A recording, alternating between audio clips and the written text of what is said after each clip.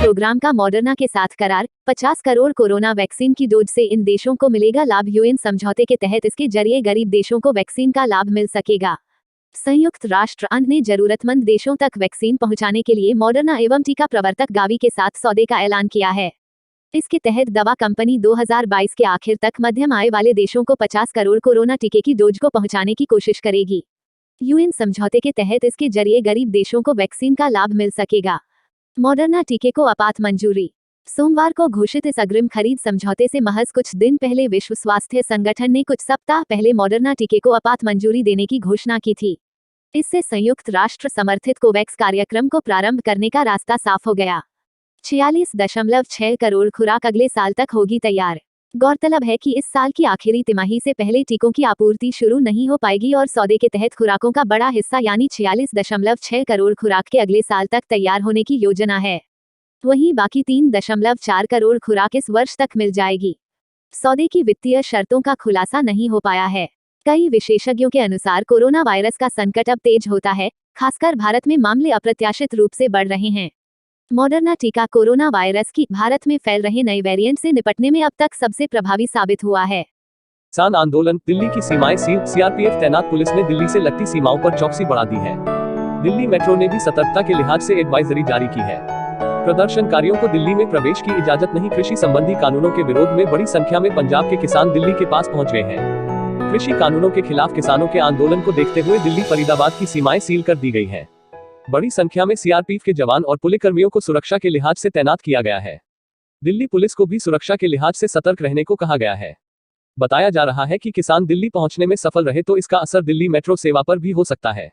कृषि कानूनों के खिलाफ हैं किसान। बता दें कि केंद्र सरकार द्वारा कृषि कानूनों के खिलाफ मार्च निकालते हुए किसान दिल्ली आ रहे हैं। मोदी सरकार के नए कृषि कानूनों के खिलाफ पंजाब और हरियाणा के किसान एक साथ बुधवार को दिल्ली पहुंच रहे हैं। वहीं किसानों के दिल्ली चलो मार्च को विफल बनाने के लिए बुधवार को हरियाणा ने पंजाब से सटे अपनी सीमा पर अवरोधक लगा दिए हैं। पड़ोसी राज्य के साथ बस सेवा को भी निलंबित कर दिया गया है। हरियाणा पुलिस ने किसानों को दिल्ली पहुंचने से रोकने के लिए अंबाला और कुरुक्षेत्र राष्ट्रीय राजमार्ग पर पानी की बौछारों का भी उपयोग किया है। दिल्ली में नाइट कर्फ्यू लगने की तैयारी। केजरीवाल सरकार ने एचसी को दिया यह जवाब। राष्ट्रीय राजधानी दिल्ली में लगातार बढ़ रही कोरोना वायरस मरीजों की संख्या। कोरोना वायरस संक्रमण को देखते हुए दिल्ली में लगाया जा सकता है नाइट कर्फ्यू। नई दिल्ली। राष्ट्रीय राजधानी दिल्ली में कोरोना वायरस इन दिल्ली का खतरा तेजी के साथ बढ़ता जा रहा है। आलम यह है कि केजरीवाल गवर्नमेंट ने दिल्ली के अति व्यस्त और भीड़भाड़ भरे बाजारों को बंद कर दिया है। इसके साथ ही राजधानी में नाइट कर्फ्यू इन दिल्ली लगाने की संभावना भी प्रबल होती जा रही है। गुरुवार को केजरीवाल सरकार ने दिल्ली हाई कोर्ट के सवालों का जवाब देते हुए कहा कि राजधानी में कोरोना की भयावह स्थिति को ध्यान में रखते हुए नाइट कर्फ्यू लगाया जा सकता है। हालांकि अभी इस संबंध कोई निर्णय नहीं लिया गया है। वहीं हाईकोर्ट ने टेस्टिंग बढ़ाने की मांग की याचिका पर सुनवाई करते हुए स्टेटस रिपोर्ट में उचित जानकारी नहीं देने पर दिल्ली सरकार से नाराजगी जताई है। हाईकोर्ट ने केजरीवाल सरकार को फटकार लगाते हुए कहा कि स्टेटस रिपोर्ट में न तो हम बेड की कुल संख्या पढ़ सकते हैं और न ही इससे जुड़ी महत्वपूर्ण जानकारी जो मिटा दी गई है। इसकी प्रिंटिंग भी साफ नहीं है, जिसकी वजह से इसको पढ़ा नहीं जा सकता है। दिल्ली के कोविड हेल्थ केयर सेंटर में बेड्स खाली। हाईकोर्ट ने दिल्ली सरकार से सवाल किया कि कोरोना संकट के बीच भी दिल्ली के कोविड हेल्थ केयर सेंटर में बेड्स खाली पड़े होने का क्या कारण है। इसके साथ ही सरकार ने हेल्थ केयर सेंटर के प्रचार के लिए विज्ञापन का क्या माध्यम अपनाया।